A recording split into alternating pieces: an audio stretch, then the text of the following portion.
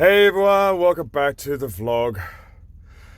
Today I want to talk to you about shit, because we're all shit, and we've got to manage it somehow. When you're living in a house, you pay water rates, and you basically pay someone to manage that waste for you, and you essentially flush it away and let someone else deal with it. But you pay, you pay money for that privilege. But on a boat, you've got to manage it yourself. So there's about 4 types of toilets. And so I did a whole bunch of research before I made my toilet.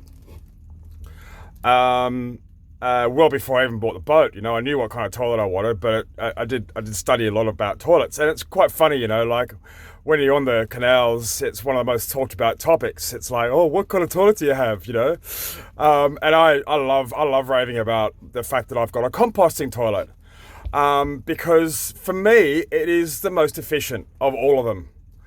And I'll explain why in a minute. So basically, so the 4 types. There's a Cinderella toilet, which incinerates all of your waste. They're very expensive to buy, and they use an incredible amount of energy. So that was kind of out, The next one is a pump out type, and basically, you just basically combine all of your waste and you store it in a holding tank. The problem with that is you've got to find a pump out facility. Now, a lot of marinas have them. The Canal River Trust also have some as well, and you put in like a punch card kind of device and pay for it as you go. They don't always work. If you've seen the latest video from Robbie Cumming, you'll realize why a pump out toilet isn't the best solution. Poor Robbie. Most boaters though have cassette toilets, and basically all your waste goes into a small little holding tank, or a cassette if you like. And a lot of boaters have multiple cassettes, so you can just swap them, change over, and that means you haven't got to worry about getting yourself to an L-sand point where you go and empty out all that waste. And if you've seen a Foxes Afloat video recently where where Sean did I love it. I pissed myself laughing when I watched it. When he was like, the facial expressions he was making as he was emptying all the contents of his cassette into the L-sand point. I thought that was hilarious. But of course, there's the compost loo, and for me, that's the best solution. So this is my little unit here. It was really cheap to make. I used it using bits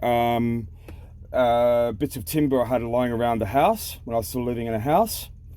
I added a little kind of a shelf there for my feet, just to give myself a little bit better posture. And the whole unit cost about 50 quid to make. So that was the toilet seat.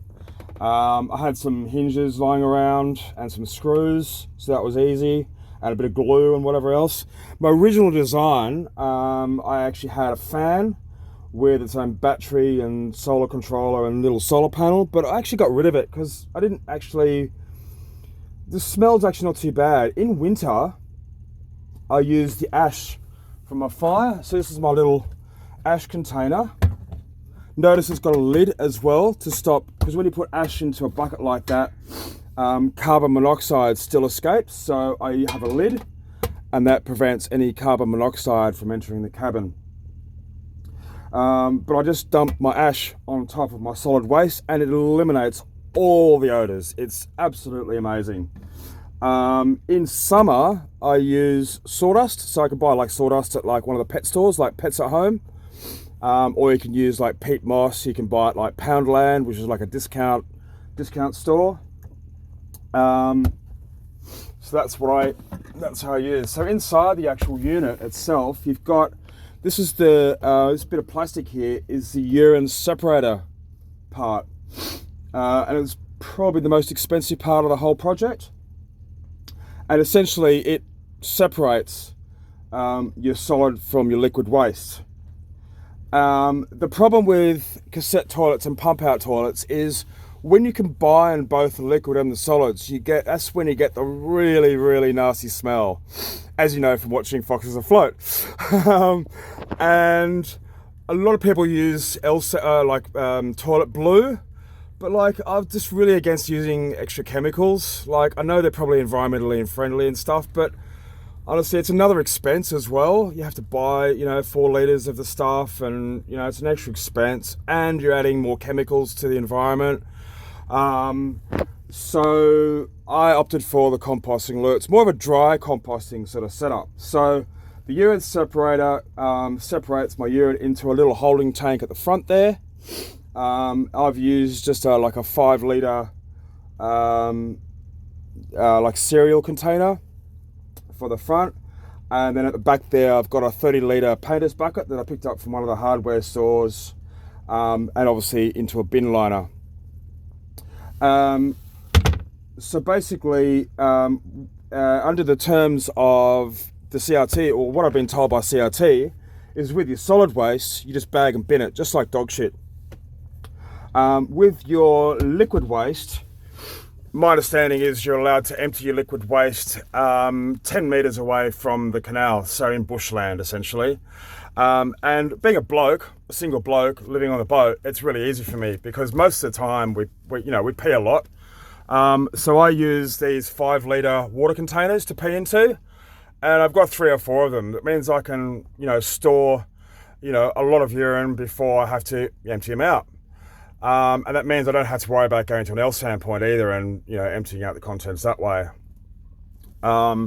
So with the solid waste, once that fills up, and I can go for about 3 or 4 weeks without having to empty that.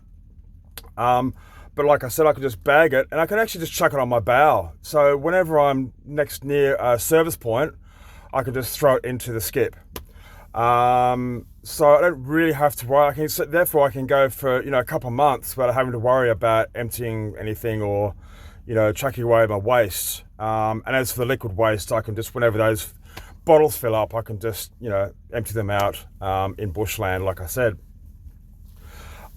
So that's my solution for, having a shit on the canals. If you've got any questions on that, I will leave a link of the place where I got the urine separator. They also have plans where you can download to actually build the box itself. So I'll leave a description of that, link of that in the description below. But of course, like all my other videos, if you've got any questions about that, please sing out below. I'm more than happy to answer them.